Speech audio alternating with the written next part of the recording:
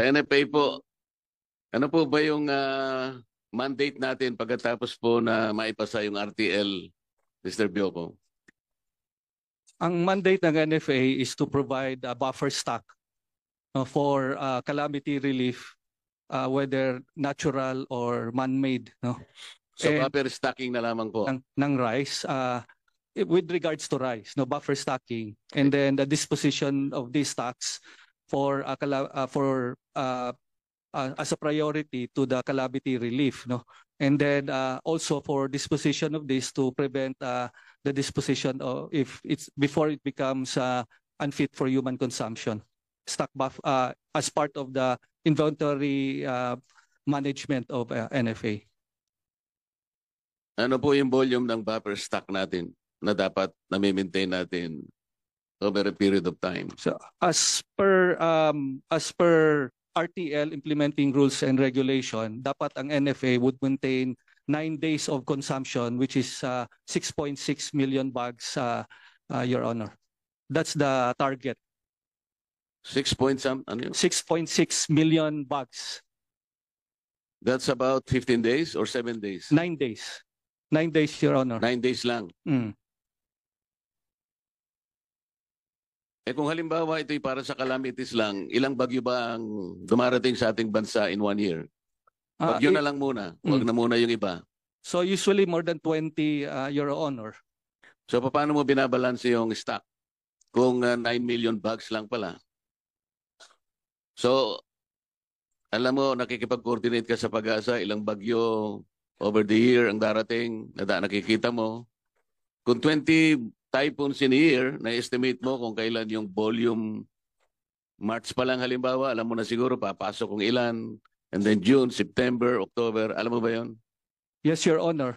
Well, basically, we look first, of course, paano nyo na-manage? Sabi mo kanina, judiciously manage. Kamong ganun.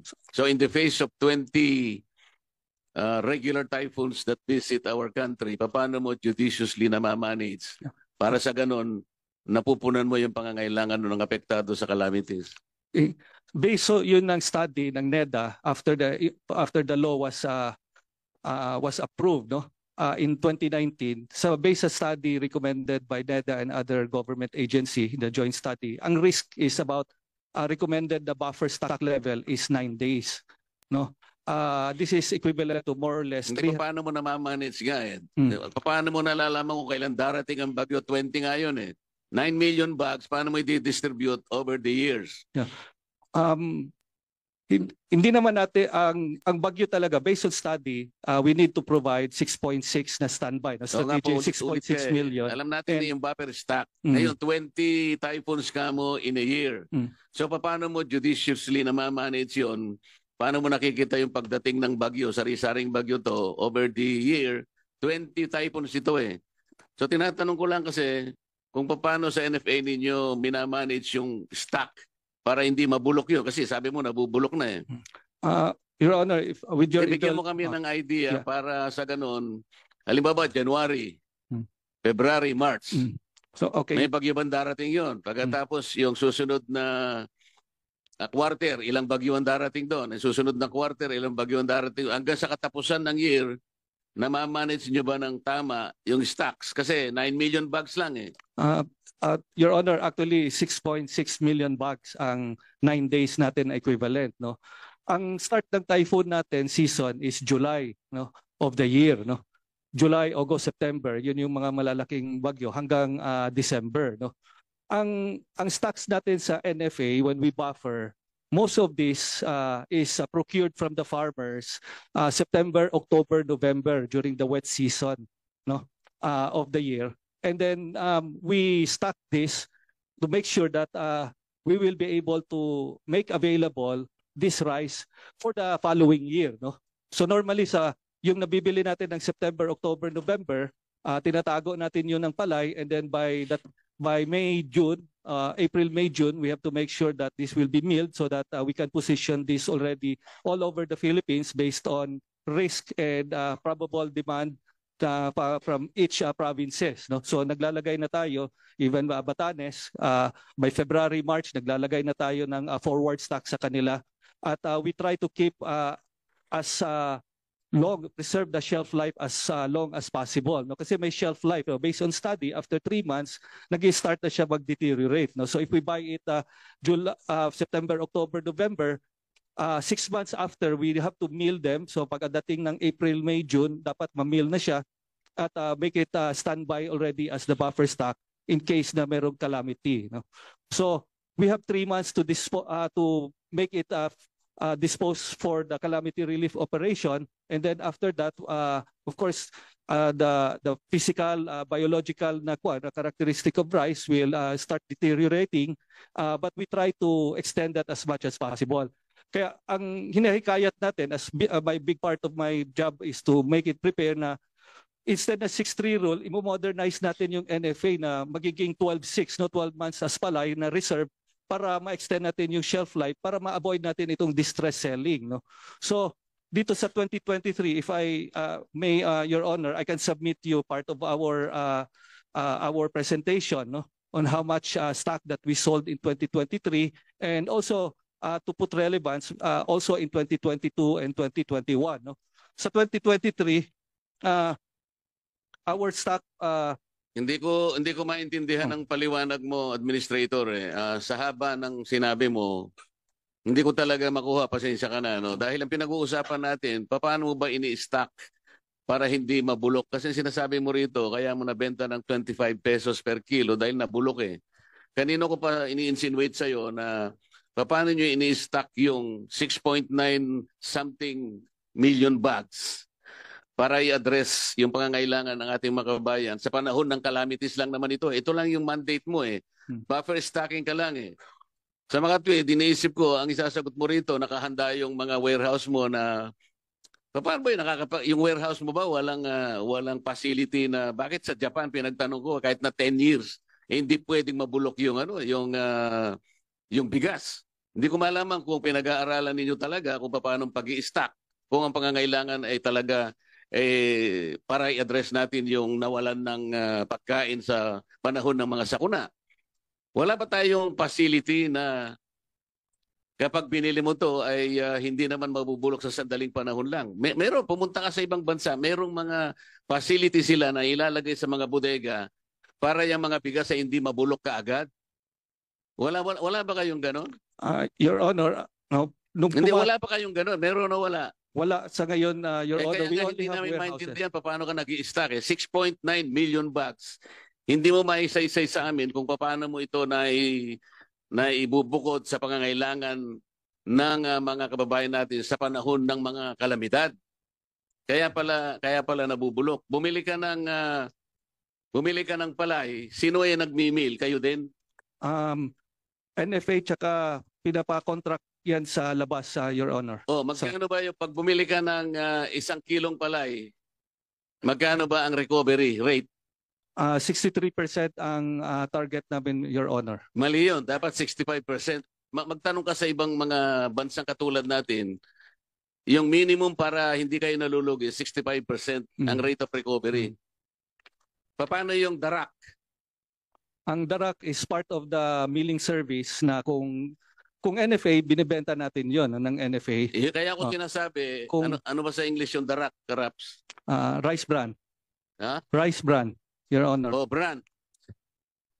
Hindi ba 10% ito ng ang nare-recover mo sa darak at may bebenta mo ito either 15 to 25 pesos tama per kilo? Yes, Your Honor. So paano yung binlad? Binlid pala. Binlad pala Kapampangan. Pasensya ka na, Kapampangan ako eh. Yung binlid, ilan ang recovery rate? Sorry, yung hindi mo alam kasama na yun sa rice bran. Kaya nga tinatanong ko sa iyo, ilan ang recovery rate ng binlid? Usually kasama yung sa rice bran 8 to 10%. Alam ko usually magkano nga ang recovery rate binlid? Per kilo. Tingnan mo magkano per bumili kilo? Bumili ka ng 1 kilong palay, recovery rate 65% magiging bigas. Yung darak, bran, is 10%. Yung binlid? Binlid, mga 2-3% lang, Your Honor, if I'm not mistaken. Yung sinasabi ko sa iyo, kaya ako binabanggit ito kasi makakatipid kayo ron. Kung halimbawa, binigay mo na sa miller yung binlid at saka yung darak, ibig sabihin mababawasan sa cost.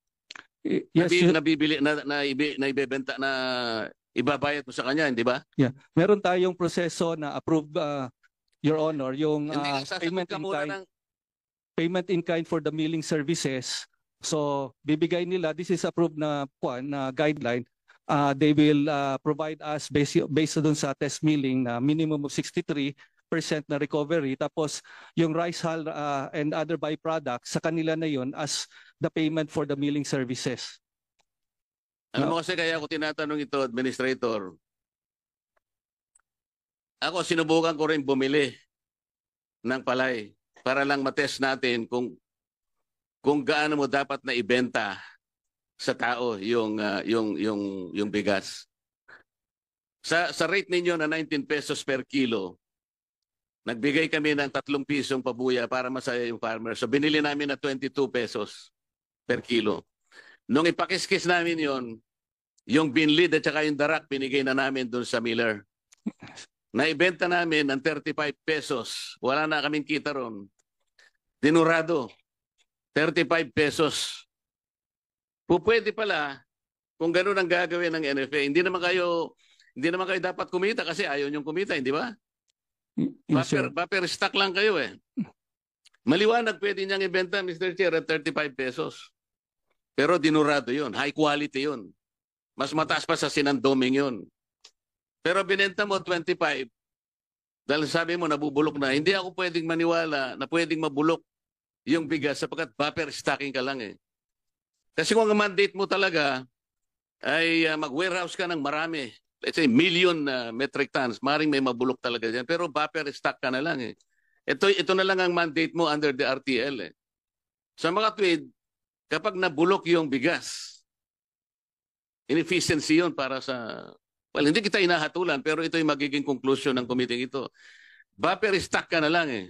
Napakarami pa lang nangangailangan. DSWD, Bucor, kung ano-ano pa. Kung yung 60% ng pangangailangan ay para lang i-address yung mga nasa kuna natin dahil sa maraming calamities ang dumarating sa bansa natin, madali yun eh. At yung 40% halimbawa, kung binabantayan mo yung aging ng stocks mo, Mr. Chair, hindi ako maniniwalang merong mabubulok dito eh.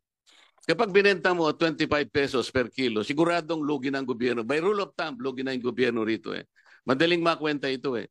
Sabi ko nga sa'yo, kami, sinubukan namin, kung halimbawa lang may makasama tayong mga mayayaman na kababayan natin, magkukusa para tulungan ang ating mga kababayan. At 35 pesos pwede nilang ibenta, dinurado. Yung wala ng kita, ibebenta lang sa kanilang mga empleyado. Pwede yun eh. NFA should be the one doing that. Kasi kayo merong mandate, bibili kayo sa farmers eh. Bibili kayo sa farmers, hindi kayo pwedeng bumili sa iba. Ito na lang ang tungkulin natin.